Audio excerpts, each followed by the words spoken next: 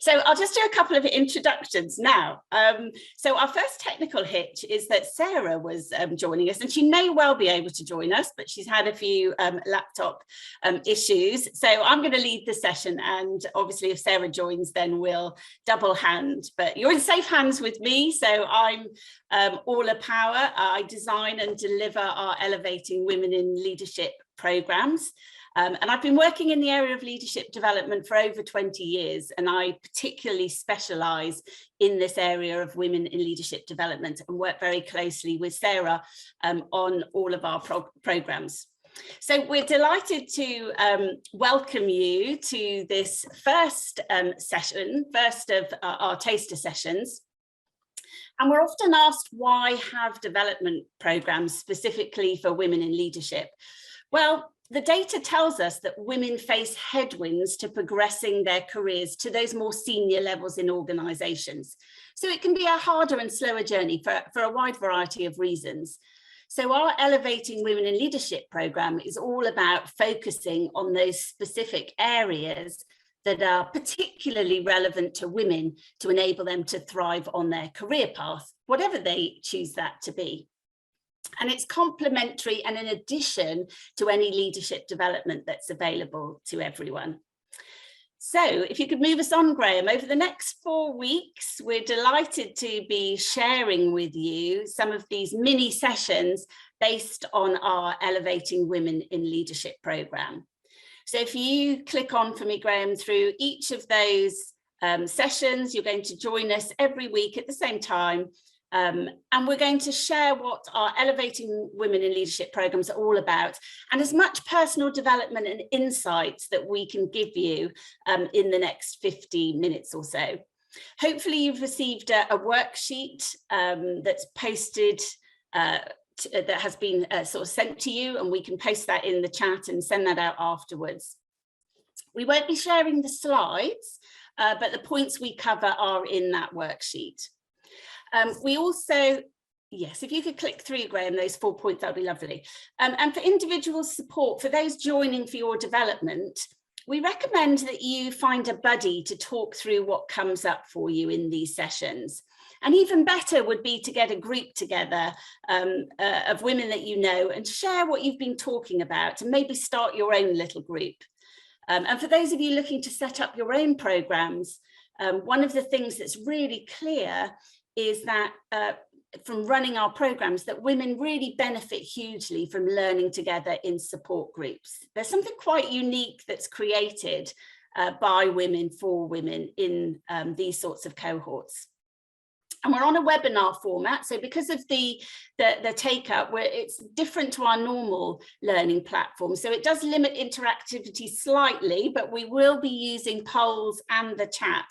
So get ready, as I'll be asking you to get involved as we go through. And we're aiming to complete within the next 50 minutes or so. We'll leave a little bit of time for questions at the end, but if there is anything, post it in the chat or the Q&A, and we'll try and pick those up as we go through.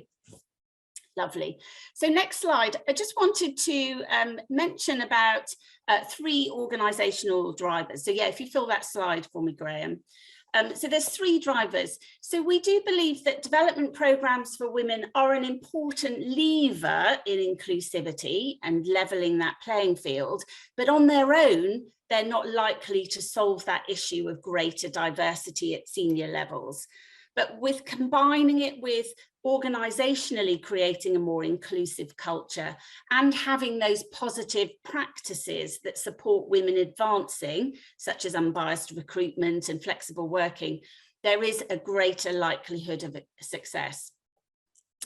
And just to show about impact, so the next slide, we know from our programmes there's 3 areas of impact. So participants of these sorts of programmes are 3 times more likely to be promoted when compared to women who don't attend any kind of similar development. So participants and non-participants were interviewed and compared to get these findings. We also found that retention rates are higher in those who have attended, and there's a higher incidence of lateral moves. And this is important because one of the headwinds that hold women back is a reluctance to take risks and see their skills as transferable. Often our confidence comes from that sort of deep expertise. And there's the importance of breadth across the business is an important stepping stone to those more senior roles too. So we need to be not just capital I shaped, but capital T shaped. And that's where those lateral moves can really support that. And if we move on to the research, so again, if you fill that slide for me, thanks, Graham. So how do we know what to focus on? Well, LHH did a big piece of research in the US and Europe, looking at organisations where women had been successful in progressing their careers. And we looked at organisations where this had not been the case. And from that research, we identified the behaviours and beliefs of women who excel. And that's consistent with other academic research. And we identified these 12 key areas to focus on. And also through our work with women, some of the challenges or headwinds that might slow that career acceleration. And from that, we've developed a number of specific areas that form the basis of our development programs. So you can see those on the right-hand side: career activism, confidence and resilience, impact and brand, and adding strategic value. So these 4 taster sessions are going to take you on that development journey, and we'll share as much as we can about each of those topics. So just to orientate yourselves, let me show you the overall Elevating Women in Leadership program journey. So Graham, if you can move us on and populate that, that's lovely, thank you. So we always start the programs with some form of launch. At its simplest, it would be the invitation and information about the program.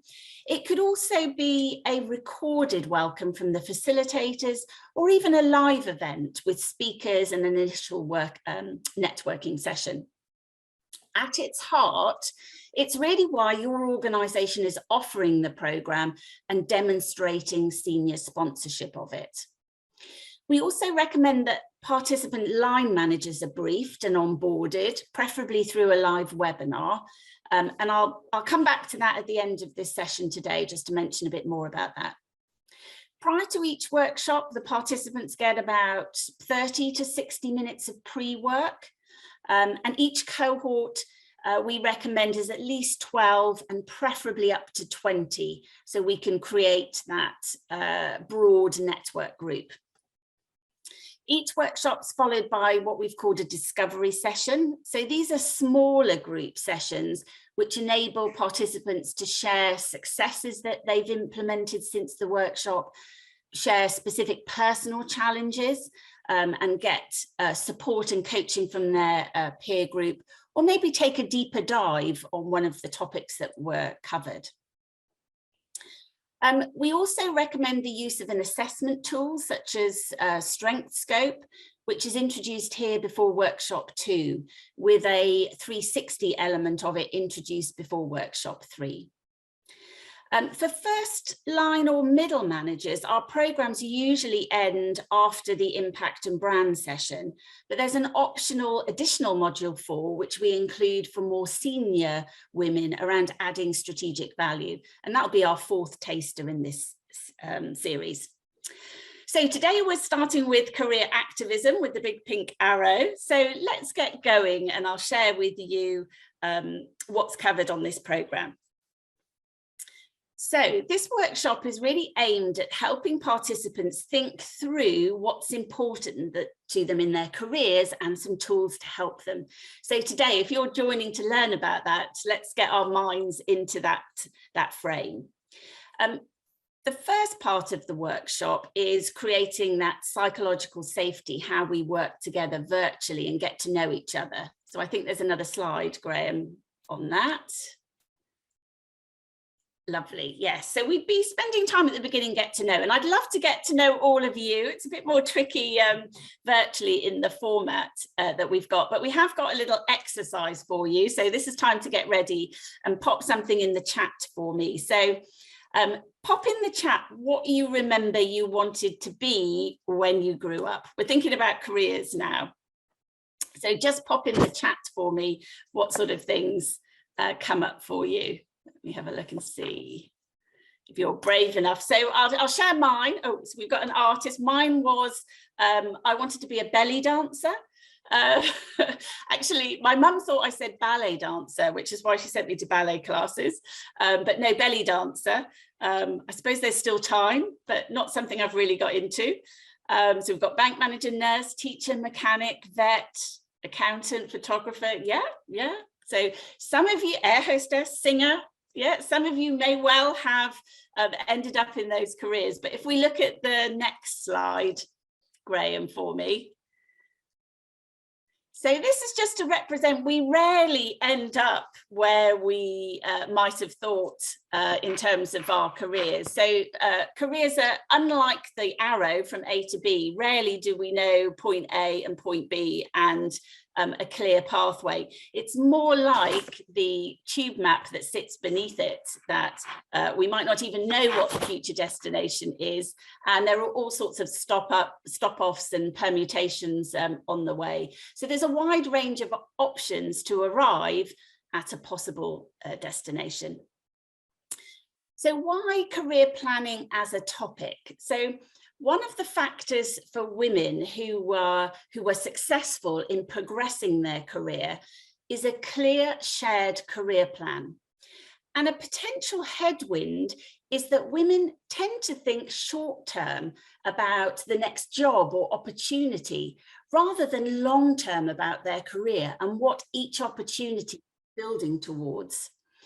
So one of the things we would be asking participants to do later is reflect on their careers to date and identify how and why they have made career transitions and whether this is true for them. So how many of us at one time or another have thought, you know, if I work really hard and do a good job, someone will notice me? And how many of us have thought, you know, why did they get that promotion or that opportunity and not me? So what might be just some of the factors that mean others' careers accelerate faster than yours? So we're just going to move on to the next slide. I can see Sarah's joined us, so I'll carry on, Sarah, and then I can introduce you in at the appropriate part. Thanks so much, Orla. Thanks so much. I'm glad the tech's working for you. Thank you. Brilliant. So let me just cover this. I'm going to cover this and I'll cover a bit on networking and then I'll hand over to Sarah. So, on the programme, we explore 5 areas with a number of activities because, as I was saying, some of the factors, what are some of the factors that mean others' careers might accelerate faster than yours? Because just working really hard means you will get a sense of achievement, hopefully some recognition, possibly some reward, but not necessarily advancement. So we're going to explore these 5 areas with a number of activities to get you thinking. And I'm going to start with networking. So if you can pop on the next slide for me, thank you. So our research has found that women who were successful in advancing to those senior levels did have a stronger network than those who were less successful. So I'm just going to ask you, we're going to poll in a minute. So again, getting you involved, I just want you to reflect and think about whether you relate to any of these points that I'm going to talk about. And we'll poll as to which of these resonate most with you. So first of all, we know that women tend to be under-mentored and sponsored. And there is a slight difference. So by mentoring, I mean someone who's going to talk to you, offer advice and guidance. And someone who's a sponsor will talk about you. So they will recommend you, they'll talk positively about you to others, they'll connect you to those more senior stakeholders. Women also tend to prefer to network with their own gender. So that can be limiting if there's few senior women to network with. And we tend to have better organisational networks downwards. So by that, I mean, we have good operational networks to get the job done. We know who to speak to get that favour or to get that thing moving. We've good personal networks. So if we have a bad day or are struggling, you know, we know the people that can support and help us. But women often lack those strategic, those more senior connections upwards. So our networks are good downwards, less so upwards. And even if we do have a good network, women tend to avoid making asks of their networks for themselves. So we tend to be givers rather than takers from our network. So if any of those have resonated for you, Graham, let's just run the poll and see what people think about those 4 things and whether you relate to any of those. And while you're doing that, I'll just share that some of the successful strategies that women talk about for increasing their strategic network is really about focusing on a strong network sponsor.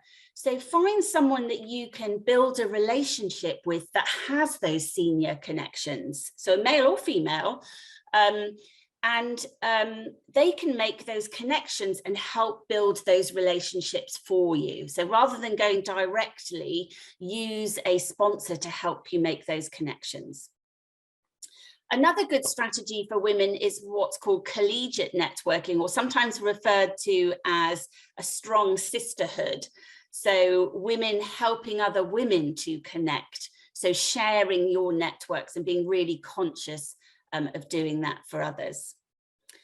So let's just review the poll. So Graham, if you want to share those results, I think, yeah, so there's at least a third of you have put about your network lacking those influential senior connections, and avoid making asks for yourself. And then a quarter of you, all of the above. So yeah, so obviously that's resonating with many of you around these topics that we're talking about. So just think for a moment then, think about your own network. So if you're thinking for your own development, what does your current network look like? Where do you have the most contacts? Where are the gaps? And I've got a network diagram on the next page. Lovely. And if you can populate that. So this is just really to stimulate your thinking. I've just drawn it as circles. So it's really to get you thinking about, do you have people in your network who can help you understand the political landscape? What's the current mood music? What's hot, what's not? Who would speak highly of you to those higher up? They know the value you add and references and mentions you in the right places, and they can spot opportunities for you to showcase your value. Have you got people in your network that can increase your visibility at those higher levels, invite you to meetings, make connections to increase your profile? And do you have people who know what your career aspirations are and are in a position to spot those opportunities for you? So hence the importance of sharing your career goals. So when you're thinking about your network and thinking about who's in it and how they're helping you, make sure that your network's broad so that it connects to all different kinds of people across departments, levels, internal, external, that you've got that wide diversity, that it's not just a convenience network, the people that are around you in your area, that you've broadened to that. Because the research shows that if we're left to our own devices, we create sort of just like me networks. And really those networks, the people in those networks will have the same information that you do. If you can reach beyond that, that's where you're going to get the diversity of ideas, information, resources that you need to be effective, particularly at the next level. We also need our network to be connective, so reach out beyond our immediate circle to those different departments and organisations, but likewise be inviting people to connect through you so that you're a good connector. And dynamic, so it needs to grow as you grow. So not year after year seeking info and advice from the same people. Are you meeting new people and bringing them into your network? I didn't do this a few years ago, and over a few weeks, because of some changes that happened, nearly all of my strategic network was gone. So we had a reorganization and some left, some moved up to different parts of the business that weren't as relevant to me, and others moved up and out of my sphere. So I quickly had to rebuild because I'd over-relied on going to the same people. So now I'm very aware of keeping it dynamic and adding regularly to to my network. So I hope that sort of stimulated your thinking. On our programme, Graham, if you just flick over to the next slide and show the activity on the right-hand side. If you were on our programme, there'd be a networking activity to get you thinking about your current network. So today, taking away from this session, just reflect yourself on how you might improve your network. How do you need your network to work for you? And therefore, what actions could you take? Lovely. So I'm going to bring in Sarah here because Sarah's going to move us on and talk about that. And you've probably heard enough from me, so it'd be nice to have a change of voice. So welcome, Sarah. I'm glad you managed to get your... Thank you so much. Thank you so much. Some technical difficulties there, but I got in the end. Thank you so much. Great. So can we move on to the next slide, please? Great. So just moving on from another headwind that can be our challenge for women is actually organizational politics. And this can actually be a bit of a, I suppose, controversial topic. So what do I mean by organizational politics? Well, I mean being able to navigate the power hierarchy within an organization, knowing how things get done in order to achieve your career goals. And organizational politics can sometimes be a headwind for women because sometimes we often feel like it's something that we want to avoid. It's inauthentic. It's not really something that we often focus on. And in turn, we don't actually include it in our leadership repertoire. So just in terms of maybe reflecting a little bit on what I just said there about political awareness, how much you focus on that, can we move on to the next slide, please? So if you were to rate yourself, is this something that you think about and focus on developing? If you could rate yourself A, B, or C, if you want to even pop it in the chat there or just think privately to yourself about it.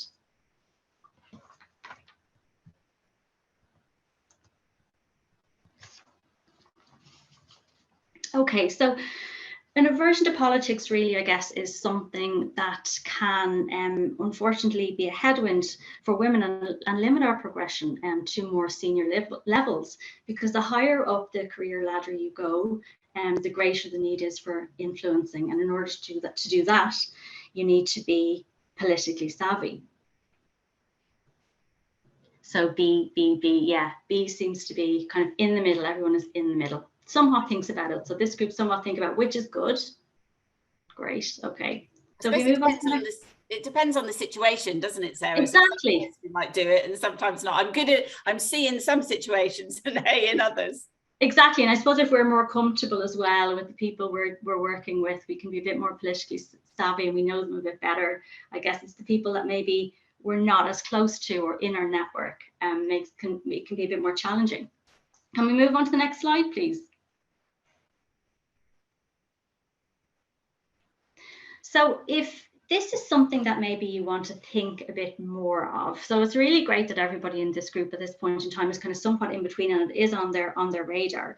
But if it's something that you really kind of want to develop further, we recommend that you know what and how things get done. So really kind of to hone your powers of perception, watch, observe, learn how things get done, and create the map of the strategic alliances. So kind of figure out kind of what relationships would be good to create and to maintain. Choose your battles wisely. So this is really all about being able to, you know, stick up for what's right and, you know, coming across as authentic and credible, but also to, you know, being able to you know, take one for the team and not hold a grudge. And politically savvy leaders, you know, they really think before they speak, and they really have honed their powers of, you know, being able to really think before they speak and before they present ideas or before they, you know, kind of come up with suggestions. They really think about it really in great detail. And also to maintain credibility and authentic. So always to come across as credible and authentic. So next slide, please.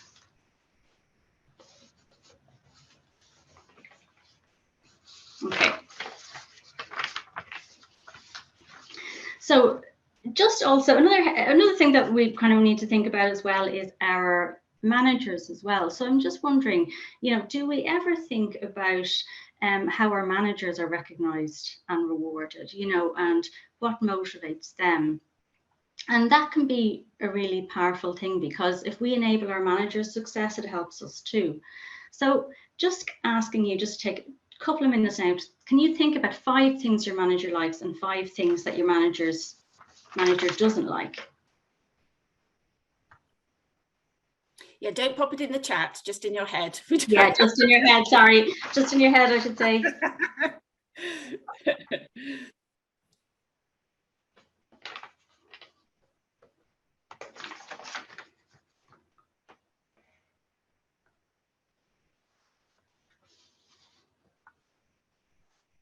I think this activity is always really interesting, Sarah, because if you're a new manager, then it might be slightly more challenging. Exactly. But if you've got a manager you've worked with a long time, hopefully if you've developed that relationship, then it should be something you'd be able to do really quickly. Exactly. And I guess it's all about really knowing, having to think about expectations. And do you know all of their expectations? Can we move on to the next slide, please? Thank you. So these are type of expectations that we can think of in relation to our managers. So do we know our universal expectations? So these are, most people don't know these are really what's expected of us and the type of behaviours that are expected of us when we work within a particular organisation. So they'd be quite clear. Our role expectation is generally quite clear as well. We know what we need to do and what tasks we need to do to be successful and to meet the criteria that is required to do a good job within the role. The next one is a little bit more difficult to understand, niche expectations. And I suppose, that's really kind of the expectations that our managers have that they may not really even mention to us. It may not even be conscious, but it's little quirks, how they do things, how they work with people, how they like people to communicate with them. And when you know their niche expectations and can kind of incorporate that into your repertoire, that can really enables a manager's success, but it also helps you as well and to work better with them too. And you're also viewed then in a more, it enhances your profile with them. So we can move on to. Can I give just a little quick example, Sarah? Because I think this can be quite a tricky one to get. So the example for me would be, say my just previous line manager. I noticed that whenever anyone mentioned a report that they'd read or a book that they'd read, he'd immediately jump on that and be like, oh, talk about it, even though we might be running out of time. He was like, and I thought, oh, that's interesting. Now I'm very well read, read lots of papers, but I don't necessarily always talk about it. So I started sharing that a bit more and sort of saying, oh, I've just finished this article, and he was really interested. So that was a niche expectation that I realized that he expected people in his team to be well read, to be current, and he wanted to talk about it. So it was a very easy shift. And it really enhanced our relationship, and I believe it enhanced my profile with him, because he then saw me as I was making my reading more visible, because I could see that it was something that he valued. Absolutely, and we don't always, or I suppose, think about actively managing our profile and our reputation, and it can sometimes, I guess, feel a bit inauthentic for us, to kind of see ourselves in that way. So it's really important for us to think about our achievements. Sometimes we downplay our achievements and maybe don't promote them as much as we could. So definitely, managing our profile and working on our profile and reputation can really help us progress within our career much quicker than we would otherwise. We'll be taking a deeper dive into self-advocacy, I should say, and managing our careers on the 21st of June. So we'll be going into that in greater detail then. So that's a quick overview of the 5 key areas. On your worksheet, we've suggested you reflect on what areas you can strengthen further and any areas you need to be proactive in. So let's just poll which of these areas you think you need to be more active in. Graham, would you be able to run the poll, please? And Graham, could you move us on this? I don't know if you can do that at the same time. Move us on to the sort of summary slide. Yeah. Is there another, one more slide, I think? Yeah, perfect. Yes, thank you. So yeah, it's got people thinking, hasn't it? Yeah, definitely. I think that last point that you talked about, managing your profile and promoting yourself, is quite a key one. And as you say, we'll come back to that and dive a bit deeper in one of the taster sessions. Also strengthening political savvy, thinking about that and developing that more strategic network. Yes. Like many of you are good on the understanding your manager's motivations and delivering on those niche expectations. So that might be something that you're more conscious of. Lovely. Should we publish that then? So just so that you can all see. Yeah, 70% managing profile and promoting yourself.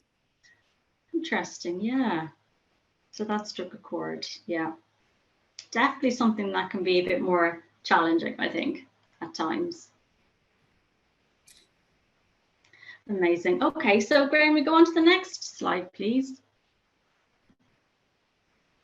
So at this point, in real life, we would be finished for the morning, and that takes us up to lunch. And then after lunch, we would talk about our career anchors and timelines. So Orla, do you want to? Yeah, I'd love to. So we're heading, so we're on the day, we'll have had lunch, you'll be coming back after lunch. So we take a full hour so people can get away from the screens and have a proper break and refreshment. So participants will have completed a questionnaire as pre-work about these career anchors, Edgar, Schein career anchors. And it is available to buy on Amazon. So if you wanted to do that, if this is an area, once I've talked about it, you're interested in, that's something that you can just access yourself if you want to do a questionnaire to totally identify. But I'll be polling you in a minute to see if just from these descriptions you can identify yours. So as I mentioned, career anchors were developed by an American academic, Edgar Schein, who researched the underlying themes that underpin career choices. So differences in career anchors help to explain why some people with a similar background, similar education, similar professional training make different career choices. So he studied people right from university all the way through their careers and what were the different career choices that they'd made. And as I say, compared to those that had very similar backgrounds and education. And he identified these different career anchors. So for example, if we take engineers, so some engineers are intrinsically interested in their profession, so they enjoy the challenge of resolving technical problems, so they'd have a technical career anchor. Others see their profession as maybe a step towards senior management, so they're happy to leave the technical problems to others and move into that management, so the managerial anchor. Others might set up their own business or want to run a particular department or develop a new area. So they're anxious to create their own enterprise and make their distinctive mark on the world. So that would be entrepreneurial. Some of us are motivated by freedom and flexibility, so having that autonomy anchor. And others by security, so wanting financial or employment stability. So that would be the security. It could be by being of service to others or having a dedication to a cause.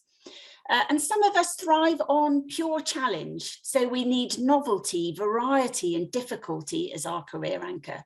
If it's too easy, you get bored and lose interest. So that would be challenge. And if your career anchor is lifestyle, what you would not give up is a situation that permits you to balance and integrate your personal needs, so your family needs, with the requirements of your career. I mean, we all want good life balance, but when we're making our career choices absolutely based on that, you'd have lifestyle as your career anchor, because you want to make all of the major sectors of your life work together. And these differences are due to that career anchor. So it's your underlying drive or combination of drives that motivates each person to make one choice rather than another. And really knowing your career anchor helps you think about your career choices, both now and in the future. So from the sort of brief descriptions I've given, I'd be interested in just getting a quick poll to see what career anchors we might have in this group. So shall we try that? So we got that to launch, Graham? Yeah, so just give us an idea of, usually in a group we have, there's no judgment on one or another.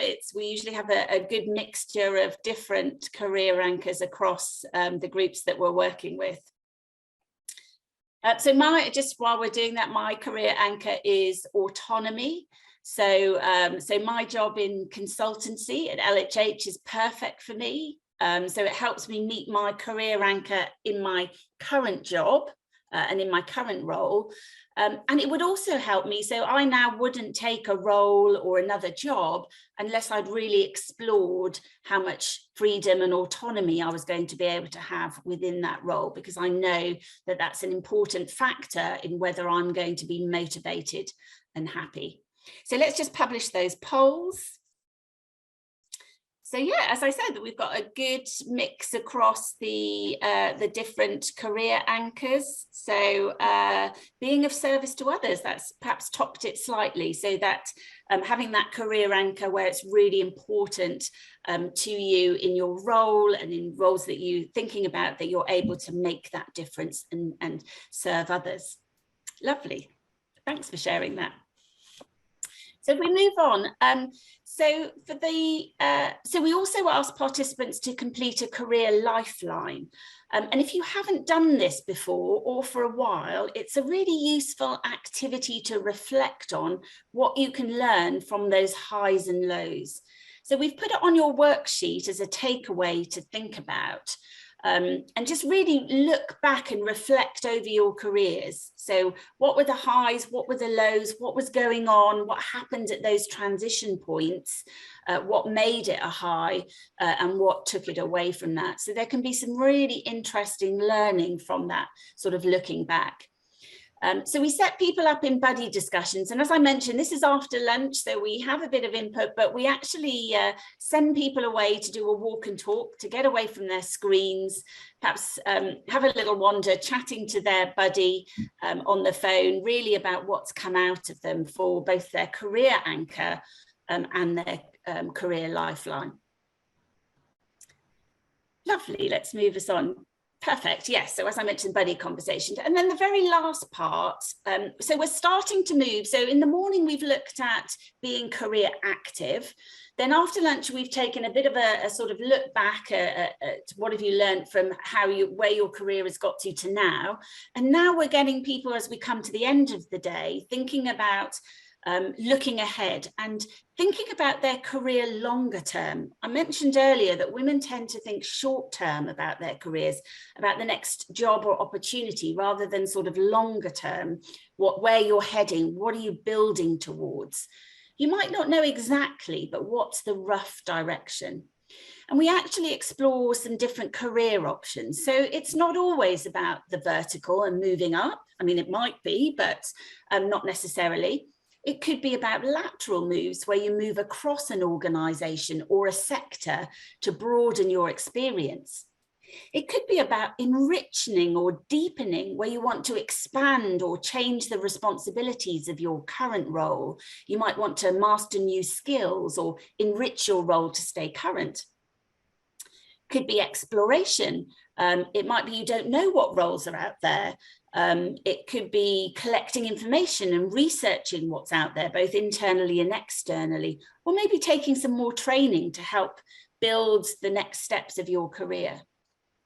Could be about realignment. It depends what life stage and career stage you're at. And we'll be talking about more about that in the next taster session. But it could be a point where you need to change the amount you work, or maybe where you work, or realigning that work-life balance. Or it could be relocation, and that's moving location, could be UK, you could be thinking about a global role, it could be moving company, could be retirement or redundancy. It's all about that relocation. So we asked participants to complete a questionnaire to help them identify career option preferences. And then again, they get a chance to discuss with their buddy what's possible for them looking ahead.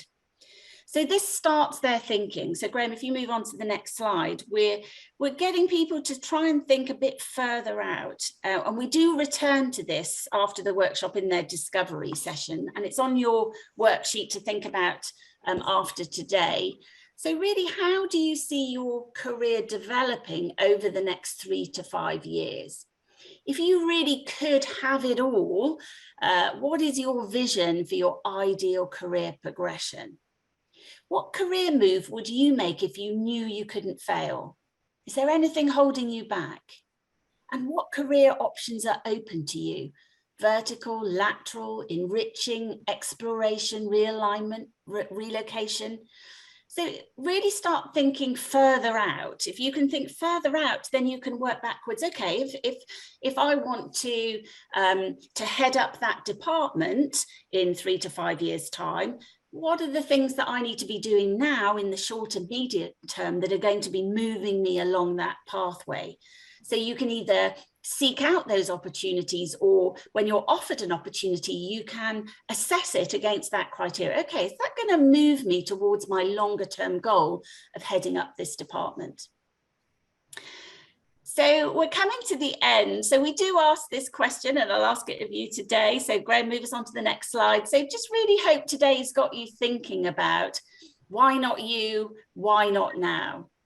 And really, for yourselves, think about who can support you in your thinking over the next couple of weeks. So Sarah and I are conscious that you're joining as an individual, so it can be good to talk these over. So think about 2 people who can help you reach your goals, someone who you can seek constructive feedback from about your career in the next week or so, and talk about what might have come up for you in this session.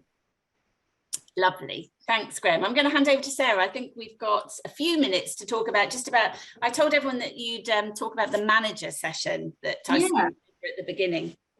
Perfect. So yeah, I just want to come back to the session about managers, for managers, and the importance of their understanding and support for participants. So these are either run as live webinars or recorded webinars. And we start really by asking, if anything, what do you do to, if anything, what do people leaders adapt when developing their people, and just to get them thinking at the start of that. So as well as researching the behaviours and beliefs of women who excel, we've also identified 10 specific behaviours that leaders who are champions of gender diversity are twice as likely to demonstrate. So shall I go on to the next slide there, Graham? Okay, so women who are, what do you adapt from developing women? So women who are twice as likely to demonstrate this kind of advocacy of diversity, they create opportunities to network informally. So sometimes what women tell us is that it can be hard to network informally during regular working hours. They give exposure to senior leaders and decision makers through meetings, presentations, so they get people involved, stretch assignments outside of their everyday to-day work. They give coaching and feedback, and studies have shown that women, when they receive feedback, it tends to focus more on behaviours and communication as opposed to business goals and impact. And career and coaching conversations also that can challenge negative self-perceptions as well, and challenge self and others around unconscious bias too, and they encourage an inclusive culture within the organisation. And champions also recruit and promote from a diverse pool of talent. So some research done by Harvard actually found that if there's 2 women going for a job, there's a 50% chance that one of them will get it. If there's only one, it's barely 0. And they take the initiative to mentor women as well, because women are less likely to ask for mentors, and this is what the research shows us.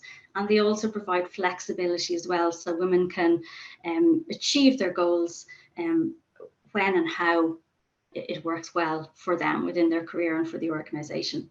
And they assist with career planning as well. So I know that Orla would have mentioned it's really important to have a shared career plan, so they really help women to focus on that.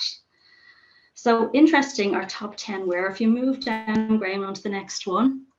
Yeah, and our top 5, I should say, actually are creating opportunities to network, which Orla highlighted, giving women exposure to senior leaders and decision makers, coaching and feedback that builds business acumen, career coaching, conversations that challenge negative self-perceptions, and challenging self and others around unconscious bias. So they were the top 5.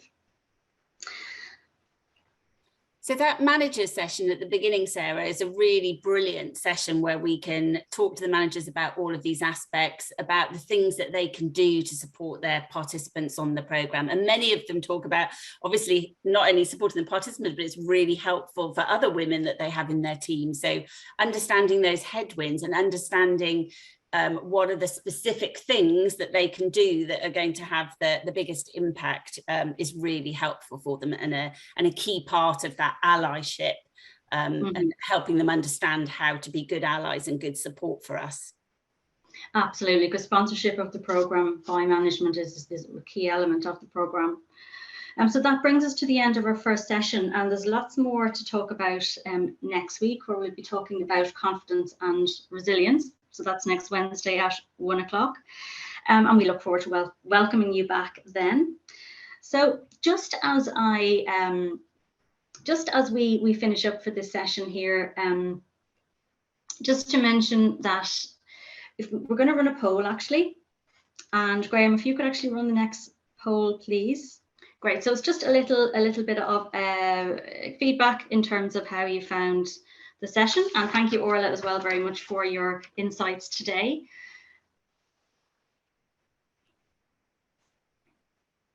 Great. So in our next session, we'll be talking about strengthening confidence and resilience. We'll be going more in depth about those discovery sessions, those small group coaching, peer group support sessions that we have on all of our workshops. And we'll be talking about our strengths as well, and how our strengths give us confidence. And we also have guest speakers as well. So Graham, if you can move over to the next slide, please. So just as a takeaway for today, you have your worksheet, and all of the learnings from today is on the worksheet. You will receive an LHH research report. You'll receive an ebook as well. And if you have any questions to follow, you can send them to ewill@lhh.com. However, Orla and I will be hanging back for a few minutes. So if you have any questions, please feel free to hang back. And for the rest of you, thank you so much for attending today. We really appreciate it, and we really hope that you found it useful and got some learnings and development from this session. And we look forward to seeing you next week. Yeah, so were there any, if anyone wants to post the questions in the chat or the Q&A, then button, let us know, but we're happy to catch up with anything. Yeah.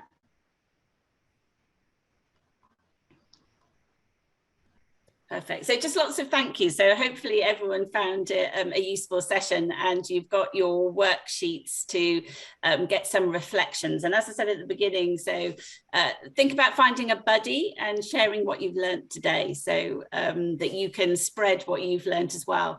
I think also I forgot to mention that Graham's recorded this session, so everyone should get a recording link afterwards as well. So if there's certain bits that you want to look at again, or you want to share with someone else, then please feel free to do that. Absolutely.